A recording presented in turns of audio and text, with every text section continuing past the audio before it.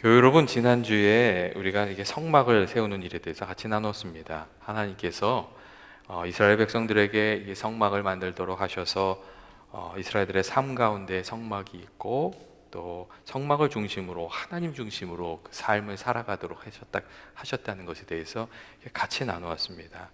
이러한 하나님의 말씀은 우리들의 삶 속에 하나님이 거하시는 자리가 꼭 필요하다는 것을 우리에게 말해줍니다. 그곳에서 하나님을 늘 가까이 하면서 만나면서 인도하심을 받으면서 우리가 살아가는 것이죠. 예전에 제가 아는 집사님 한 분한테 이제 신방을 가셨는데, 그분이 이제 집 구경을 시켜주시겠다고 그래서 다 따라오라 그래가지고 이제 다 따라갔어요. 근데 2층에 딱 올라가는데 그 집에 이렇게 그 옷장이 있잖아요. 그 옷장을 하나를 딱 열어서 보여주시는 거예요. 근데 그렇게 얘기하시는 거예요. 이 옷장이 내가 하나님께 무릎 꿇고 기도하는 자리라고. 그래서 그 자리를 소개를 해주시더라고요. 그런데 제법 그럴싸하게 이렇게 꿇어서 앉은 그 방석도 있고 잘 꾸며 놓으셨더라고요. 그걸 이렇게 보면서 그래도 집사님이 주님을 가까이 하면서 살아가시는구나, 이제 그런 생각을 하게 되었던 적이 있었습니다. 여러분, 근데 우리들도 다 하나님 만나는 자리가 필요하지 않습니까? 아침에 성전에 나와서 기도하든지 아니면 조용히 내가 구별한 장소에서 하나님을 만나면서 살아가는 것, 그게 꼭 필요한 줄로 그렇게 생각합니다. 이 하나님을 만나고 하나님 가까이 하면서 살아가는 것이 신앙생활이고, 그것이 신앙인의 지혜이기 때문에 그렇습니다. 그리고 이어서 오늘 말씀은 그 제사장의 옷을 만들어 제사장을 세우는 일에 대해서 이렇게 말씀하고 계세요. 하나님께서 하나님 택하신 제사장을 이스라엘 백성들 가운데 세워서 하나님의 법과 규례를 지켜가도록, 그리고 공동체에서 하나님을 생각나게 하는 사람으로 존재하도록 그렇게 하나님께서 만드셨어요. 공동체 안에 빛과 소금의 역할을 하는 사람들을 세우신 거죠. 누구든지 하나님을 생각하는 사람이 때때로 필요하지 않습니까? 우리가 이렇게 살아가다 보면 하나님을 기억해야 되는 때가 있는 것 같아요. 막 기쁠 때도 우리가 좀 하나님을 기억해야 되고, 그리고 슬플 때도 우리가 하나님을 생각해야 되고, 유혹이 찾아올 때도 우리가 하나님을 생각해야 되고, 중요한 결정을 내릴 때도 하나님을 생각해야 되고, 특별히 인생의 폭풍이 찾아와서 마음이 막 흔들릴 때는 우리 하나님을 기억해야 되잖아요. 근데 그렇게 하나님을 생각나게 하는 사람들이 우리에게 좀 필요하거든요. 막 흔들릴 때에 그래도 하나님이 함께 하시니까 걱정하지 말라고, 같이 기도하자고, 이렇게 일깨워주는 사람이 있는 사람이 복된 삶을 살아가는 사람인 거죠. 여러분, 이 신앙의 동반자란 게 다른 게 아니잖아요. 서로 격려하고 사랑을 나누고 어려울 때 기도해주고, 무엇보다 중요한 것은 하나님을 생각나게 해주고, 이게 신앙의 동반자지요. 그리고 그렇게 하나님을 일깨워주는 사람이 우리들의 삶 속에 필요하다고 하나님이 생각하셨기 때문에 이스라엘 자손들 중에서 누구를 선택하냐면 레위인들을 선택하는 거예요. 그래서 레위인들을 어떻게 하셨어요? 다 흩어버리셨어요. 레위인들끼리 사는 게 아니라 이 다른 그 지파에 다 흩어서 살아가게 하셨어요. 그리고 또 제사장을 세우신 거죠. 왜 그렇겠어요? 그 삶의 자리에서 그들이 하나님을 기억나게 하는 사람으로 살아가게끔 그렇게 하신 거죠. 하나님이 그래서 레위 지파는 다 흩어버리시잖아요. 그런데 하나님께서 우리 모두를 또한 그리스도 안에서 하나님의 귀한 여러분 백성으로, 제사장으로 우리를 불러주시지 않습니까? 베드로전서 2장 9절을 보면 너희는 택하신 족속이요 왕같은 제사장이요 거룩한 나라라고 그렇게 말씀하고 계세요. 예수님의 십자가 보혈로 거룩해진 우리들을 하나님의 왕같은 제사장으로 세워서 세상을 위한 제사장으로, 중보자로, 세상의 빛과 소금으로 살아가게 하셨다는 것이죠. 그렇기 때문에 오늘 본문에 나오는 이 제사장의 옷을 만들고 제사장의 옷을 입혀서 제사장의 일을 하게끔 하는 이 과정이 사실 우리 모두에게 의미가 있습니다. 우리가 다 하나님의 제사장으로 부르심을 받았기 때문인 것이죠. 여러분, 그렇다면 하나님께서 제사장의 옷을 만들도록 하신 이유는 무엇입니까? 그 옷을 입음으로 하나님이 주신 정체성을 가지고 살아가게 하시기 위해서 그렇게 하신 겁니다. 여러분, 어떤 옷을 입는가에 따라서 그 사람의 마음도 달라지고 자세도 달라지지 않습니까? 예전에 그런 말을 했어요. 멀쩡하게 생긴 사람인데 군복만 입히면 이상해진다고. 그런 얘기가 있어요. 막 껌도 짝짝 씹고 막 사람들이 다 그래지는 거예요. 이상하게 옷을 입으면 그래요. 그 회사에 갈 때 정장을 입는 거하고 그 훈련하러 갈 때 군복 입을 때는 완전 다른 사람이 되거든요. 근데 여자분들도 마찬가지 아닙니까? 어떤 옷을 입느냐에 따라서 마음 자세도 달라지고 그 삶도 달라지는 것 같아요. 제가 예전에 전도사를 할 때 어떤 모임이 압구정동에 있었어요. 그래서 이제 압구정동에 갔는데 거기서 우리 부서를 섬기던 젊은 여자 그 청년을 딱 만난 거예요. 근데 그 친구가 이 교회에서는 완전 다르게 옷을 입고 나타난 거예요. 그리고 제가 깜짝 놀랐어요. 그래서 야, 너 평상시와 좀 다르다. 그랬더니 그 친구가 그러는 거예요. 제가 때와 장소는 좀 가릴 줄 압니다. 딱 그러더라고요. 근데 그 상황에 맞게 그렇게 입는 거 보고 제가 그래도 괜찮다 그런 생각이 좀 들었던 때가 있었어요. 여러분, 하나님 왜 제사장을 위해서 옷을 만들으라고 하셨겠어요? 제사장들로 하여금 그 옷을 입고 그 정색성을 생각하면서 그에 맞게 살아가도록 그렇게 하신 거죠. 내가 누구인가 내 정체성을 바르게 세워가는 것 참 중요합니다. 특별히 하나님께서 우리를 부르셔서 믿지 않는 이들을 위한 중보자로 세우셨다는 것, 그리고 약해진 사람들을 위한 중보자로 세우셨다는 것, 하나님 영광을 드러내기 위한 사람으로 부르셨다는 것, 그런 것들은 기억하는 것이 참 중요하죠. 우리가 만일 우리가 누구인지 그 정체성을 잊어버리게 되면 늘 후회할 일이 생기는 것 같아요. 예전에 제가 아는 목사님이 개척교회를 하셨는데 신방이 있어서 어느 동네를 가신 거예요. 근데 누가 막 싸우고 있더래요.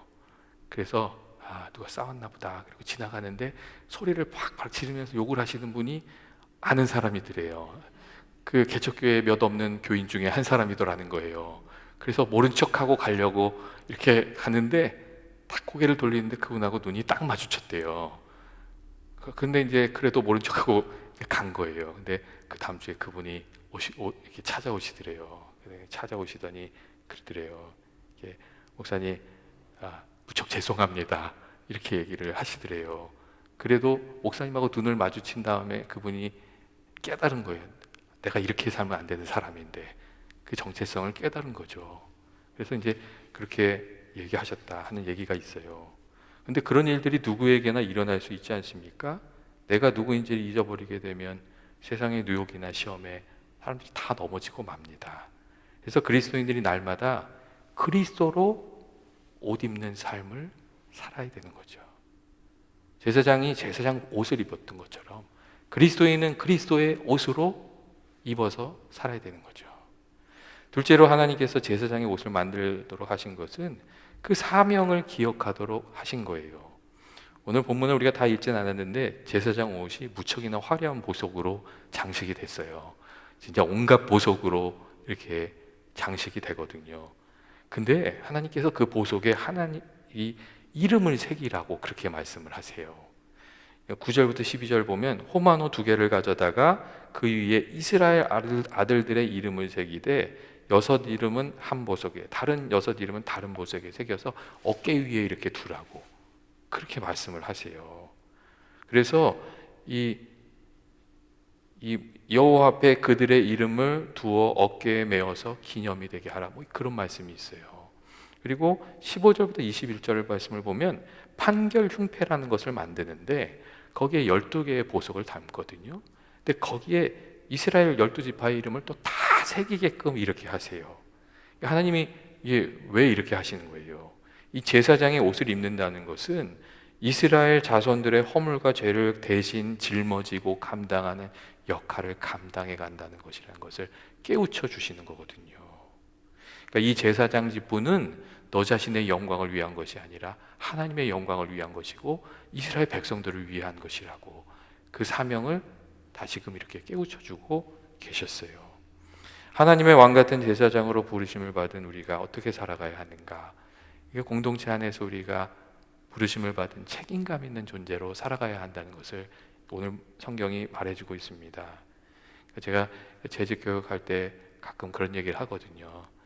이번에 집사도 되시고 권사도 되시고 그러면 예전에는 말씀대로 살지 못했더라도 이제부터는 좀 책임감을 가지고 말씀대로 살아가겠다고 결단하고 이제 안수를 받으시라고 그렇게 말씀을 드려요. 그렇게 살기로 결단하고 책임감을 가지고 살아가는 것이 좀 필요한 거죠. 하나님께 받은 우리들의 사명은 무엇인가? 제사장들이 무거운 제사장의 옷을 입고 그 일을 감당하는 것이 편하지는 않았을 거예요. 보석을 덕지덕지 붙여놨으니 그 옷이 결코 가볍지 않았을 것이거든요. 하지만 그 옷을 입어야 하나님 주신 사명을 감당할 수가 있었어요. 때때로 우리들에게 벗어버리고 싶은 일들이 있거든요. 근데 하나님 주신 사명을 감당하려면 그 일을 잘 짊어져야 하는 것이죠. 그래야 그 사명을 감당하잖아요. 부모의 옷도 입어야 되는 것이고, 또 집사의 옷도 입어야 되는 것이고, 권사의 옷도 입어야 되고, 장로의 옷도 입어야 되고, 때로는 목사의 옷도 입어야지만 그 사명을 감당하는 것이죠. 그걸 이렇게 던져버리고 나면 몸은 편한데 열매는 없는 거예요. 그것을 우리가 생각하면서 살아가야 되는 것 같아요. 자꾸 짐을 던져버리기만 하는 사람들이 있는데 그러면 거기에 하나님 원하시는 부르심을 이렇게 부르신 열매는 맺혀지지가 않게 됩니다. 그래서 성경은 충성할 때 이왕이면 죽도록 충성하라고 말씀하시잖아요. 죽도록 충성하라 내가 생명의 면류관을 내게 주리라. 그런 말씀을 해주고 계시는 거죠. 그리고 셋째로 하나님께서 제사장의 옷을 만들어 주신 이유는 우리 힘으로 하지 말고 하나님 주신 은혜를 힘입어서 그 일을 감당하라는 그런 뜻이 좀 있습니다. 이 제사장은 하나님께서 구별하여 세웠기에 그 일을 감당하는 것이지 사실 그 능력이 있어서 그 일을 감당하는 것은 아니에요. 때때로 사람들 중에는 어떤 일이 주어지면 자신의 능력이 출중해서 그 일을 감당하게 된 걸로 생각하는데 물론 그럴 수도 있지만 하나님과 사람들을 이어주는 제사장으로 사는 그 직분은 사실 자격이 있어서 감당하는 것이 아니라 하나님께서 그 일을 감당하도록 불러주셨기 때문에 우리가 그 일을 감당하는 거예요. 그리고 주의 은혜를 힘입어야 그 일을 또 감당해야 하는 것이죠. 하나님께서 그러한 점을 제사장의 옷을 입고 하나님을 섬기게 하라는 말씀으로 사실 가르쳐주고 있어요. 아론이 사실 자격이 있는 사람이 아니에요. 하지만 하나님께서 불러주시고 제사장의 옷을 입혀주셨기 때문에 제사장직을 감당하는 거예요. 그래서 이 출애굽기 우리 31절, 28장 30절 말씀을 이제 봤는데 하나님이 제사장의 겉옷을 만들 때 그 끝에다가 방울을 이렇게 달게 이렇게 하셨거든요. 그래서 이 성전으로 들어갔다 성소에 들어갔다 나올 때마다 그 방울 소리가 나는 거예요. 근데 그때 뭐라고 말씀을 하시냐면 이렇게 얘기해요. 아론이 입고 여호와를 섬기러 성소에 들어갈 때와 성소에 나올 때에 그 소리가 들릴 것이라 그리하면 그가 죽지 아니하리라. 그런 말씀이 있어요. 그리고 세번역 성경은 보다 분명하게 해석하고 있는데 이렇게 얘기했어요. 아론이 제사를 드릴 때 이것을 입게 하라. 주의 앞 성소를 드나들 때 방울 소리가 나면 그가 죽지 아니할 것이다. 그렇게 돼 있어요. 그러니까 하나님 앞에 아론이 이스라엘의 죄를 짊어지고 나갈 자격이 없는 사람인 거예요. 근데 주님이 주시는 하나님 주시는 옷을 입고 그 일을 감당해 가는 것이죠. 그리고 이 순금으로 패를 만들어서 여호와께 성결이라는 단어를 세고 이 관에 붙여가지고 아론이 늘 쓰게 돼 있었어요. 그러면서 하나님이 하시는 말씀이 있어요. 그게 무슨 말씀이 하냐면 이스라엘 자손들이 제물을 드릴 때 실수를 하잖아요. 그러면 그 허물을 누군가 감당해야 되는데 제사장이 감당하는 거예요. 그런데 그가 이마에 여호와께 성결이라는 패를 쓰고 그 일을 감당할 때 그 제물을 하나님께서 받아주시겠다고, 그 허물의 문제를 해결해 주시는 역할을 감당하게 될 것이라고 그런 말씀도 여기서 하고 계세요. 그러니까 제물을 잘못 드려서 지은 죄를 아론이 감당해야 되는데 그 예물을 받아주시겠다고, 그 옷을 입고 있으면, 그 관을 쓰고 있으면 받아주시겠다고 그런 얘기를 하세요. 여러분, 우리가 그리스도인으로 부르심을 받아 왕같은 제사장으로 세상에서 살아가는 것도 비슷한 점이 있습니다. 우리가 하나님이 주신 사명을 감당하려고 하면 에베소 4장 24절에 나오는 것처럼 하나님을 따라서 의와 진리와 거룩함으로 지으심을 받은 새 사람을 입어야 하기 때문에 그래요. 거기 보면 의와 진리와 거룩함으로 지으심을 받는 새 사람을 입는다고 되어 있어요. 그러니까 이 내 힘만으로는 감당을 할 수 없고 구습을 따르는 옛사람을 벗어버리고 하나님의 성령으로 입혀주시는 새 사람을 날마다 입어야 한다고 그런 얘기를 하고 있어요. 그리고 이 에베소서의 말씀에서 새 사람을 입으라고 할 때 이 입는다는 이 말이 일회적인 사건을 말하고 있지 않아요. 반복해서 입는 것을 말을 해요. 그러니까 우리가 아침에 일어나서 옷을 입잖아요. 그같이 옷을 매일 입는 거예요. 그러니까 의의 옷도 입고 사랑의 옷도 입고 진리의 옷도 입고 유혹이 찾아올 때는 거룩함의 옷도 입고 불같이 화를 낼 때는 하나님께 간구해서 하나님이 주시는 인내의 옷도 입고 용서가 필요할 때는 십자가를 생각하면서 용서의 옷도 입고 그렇게 입어야 새 사람을 입어야 그리스도인답게 살아갈 수 있다고 그렇게 설명해 주고 있거든요. 그러니까 한 번으로 되는 게 아니죠. 우리가 우리 자신을 돌아보면 그런 생각이 들잖아요. 나처럼 부족한 사람이 어떻게 그 일을 감당하겠는가? 나처럼 부족한 사람이 어떻게 그 일을 하나님 지켜주시는가?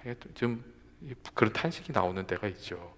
근데 그럴 때마다 하나님의 도우심을 구하고 은혜를 힘입으면 그 길을 감당하게 되는 것이라고 성경은 그렇게 우리에게 얘기해 주십니다. 우리가 어떻게 하나님 주시는 의와 진리와 거룩함으로 새 사람을 날마다 입으면서 살아갈 것인가? 사실 거기에 이제 관건이 있는 것 같아요. 우리가 날마다 새 사람을 입으면서 살아가려면 다른 방법이 없잖아요.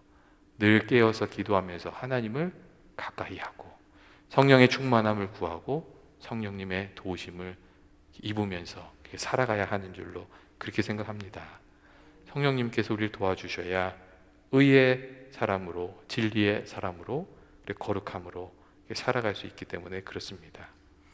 하나님께서 내게 어떻게 살아가기를 원하시는가? 하나님이 원하시는 삶을 살아갈 수 있도록 구습을 따르는 옛사람은 좀 벗어버리고 새 사람을 하나님 주시는 새 사람을 입으면서 하루하루 살아가는 저와 여러분이 되시길 주의 이름으로 축원드립니다. 같이 기도하시겠습니다. 사랑이 많으신 하나님 아버지, 오늘도 저희들 기도의 자리에 불러주시고 말씀을 듣게 하시고 또 주께 찬송하게 해주시니 감사합니다. 오늘 주신 말씀처럼 우리가 날마다 새 사람을 입으면서 살아가길 원합니다.